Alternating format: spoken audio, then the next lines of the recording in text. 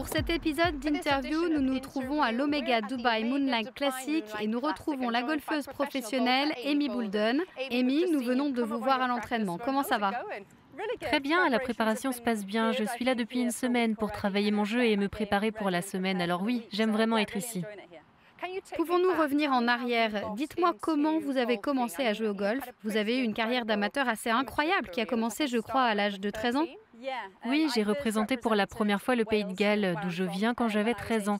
Quand j'ai commencé le golf, j'avais environ 6 ans. Je viens d'une lignée de golfeurs. Mon père était golfeur professionnel, ma sœur aussi, au club d'Abu Dhabi. Alors oui, je n'avais certainement pas d'autre choix que de jouer au golf quand j'étais jeune, mais j'aime ça. J'ai beaucoup de chance de pouvoir parcourir le monde en jouant au golf. Vous êtes devenue joueuse professionnelle à l'âge de 21 ans. Comment s'est passée la transition? J'ai trouvé la transition assez facile pour être honnête. J'avais l'impression d'avoir fait tout ce que je voulais faire dans le jeu amateur. Puis j'ai participé au Qualification School.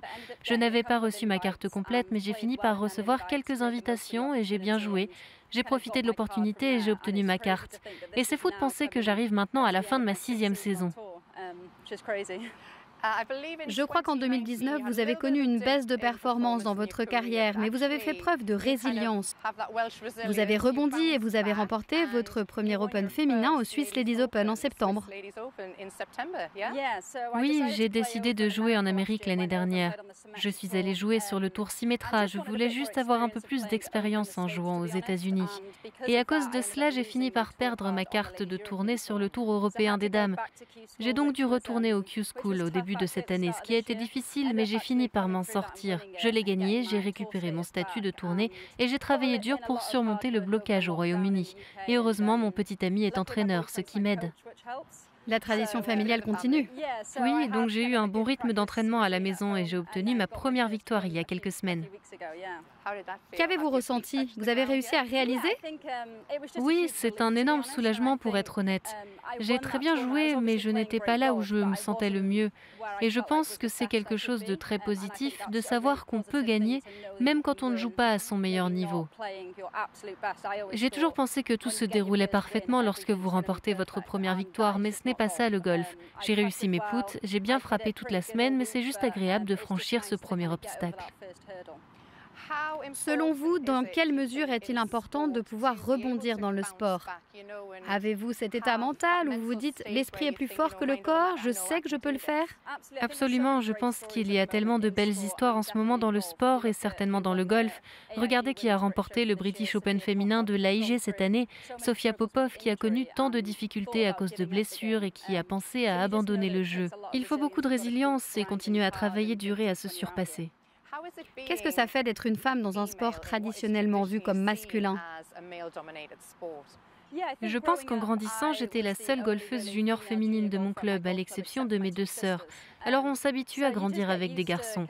Et je pense que c'est ce qui m'a aidée pour être honnête. Ça m'a permis de m'adapter plus rapidement au jeu, parce que les garçons étaient toujours meilleurs, ils frappaient toujours plus loin que moi. J'essayais donc de les suivre, mais je pense que ça va de mieux en mieux. Pensez-vous que l'égalité des sexes s'améliore dans le sport? Vous avez vu des changements ces dernières années depuis que vous êtes, vous, pro? Oui, absolument. Il y a ces grands clubs de golf qui ne permettaient même pas aux femmes de jouer sur les terrains ou même d'entrer dans le clubhouse. Et bien maintenant, on voit qu'ils changent leurs règlements. On voit même des choses comme les codes vestimentaires qui changent pour les femmes, pour suivre les dernières évolutions de la société. Je pense qu'il y a eu une grande amélioration au cours des dernières années.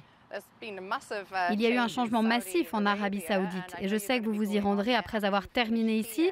Que pensez-vous du changement qui permet aux femmes de jouer au golf pour la première fois? C'est une grande nouvelle. Oui, je crois que c'est l'un des premiers sports professionnels pour les femmes là-bas. C'est une période très enthousiasmante.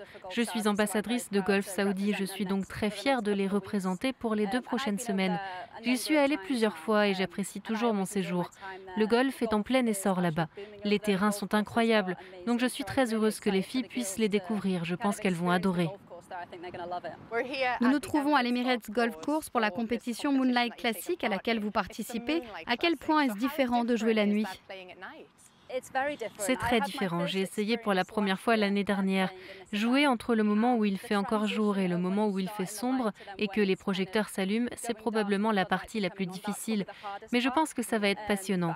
En fait, j'ai joué un tour d'entraînement hier soir dans le noir et il faut un peu de temps pour s'habituer. Mais je trouve que c'est un concept vraiment amusant. Cela permet aux gens de parler d'un événement un peu différent et que personne d'autre ne fait. Le golf est une activité très importante ici à Dubaï. Pourquoi et comment sont les installations? Vous qui avez joué sur les meilleurs parcours du monde.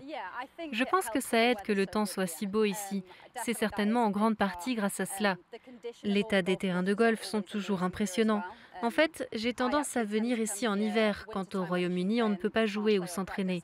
J'aime venir au Moyen-Orient pour pouvoir travailler mon jeu. Je pense que c'est l'endroit parfait. Et dès que Noël sera passé, je reviendrai ici, j'en suis sûre. Ma sœur est restée là plusieurs années et moi je viens ici depuis l'âge de 15 ou 16 ans. Comment le Covid a-t-il impacté le jeu? Au début du confinement, quand le Royaume-Uni a été mis en quarantaine pour la première fois, c'était assez difficile. On n'avait évidemment pas le droit d'aller sur les parcours de golf, mais je pense vraiment que tout le monde a fait du mieux qu'il pouvait. C'était difficile d'obtenir un green à dérouler sur le sol. Tout le monde en achetait pour les mettre dans leur jardin. Et je pense vraiment que tout le monde s'est rendu compte à quel point le golf leur manquait. Et quand le confinement a été levé, je n'arrivais pas à avoir de créneaux sur mon terrain de golf. C'était tout le temps rempli. Et je pense que cela a été très positif de sortir de cette situation.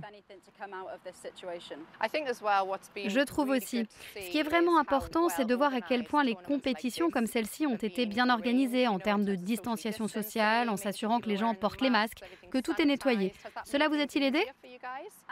Absolument, je sais que beaucoup de gens étaient très anxieux à l'idée de reprendre les voyages car nous voyageons de partout et nous sommes en contact avec les gens. Mais chaque tournoi auquel nous avons participé a été très bien organisé en assurant au mieux notre sécurité, en gardant toujours une distance sociale et en portant toujours des masques. Nous sommes un peu dans une bulle, donc nous ne restons qu'en contact les uns avec les autres. Nous nous faisons tester chaque semaine, on est entre de bonnes mains. Quel conseil donneriez-vous aux jeunes filles qui aspirent à une carrière professionnelle dans le monde du golf? Eh bien, si vous regardez cette interview, vous voyez que je suis sous le soleil de Dubaï, donc je ne pense pas avoir besoin d'en dire beaucoup plus. Mais nous avons la chance de pouvoir voyager à travers le monde et de visiter des endroits extraordinaires. On s'occupe très bien de nous. Je me souviens de mon enfance, quand mon père m'envoyait jouer sous la grêle glacée. Mais cela vaut la peine de s'entraîner et de travailler dur. Quand on finit par partir en tournée, on passe de très bons moments et c'est très agréable pour tout le monde.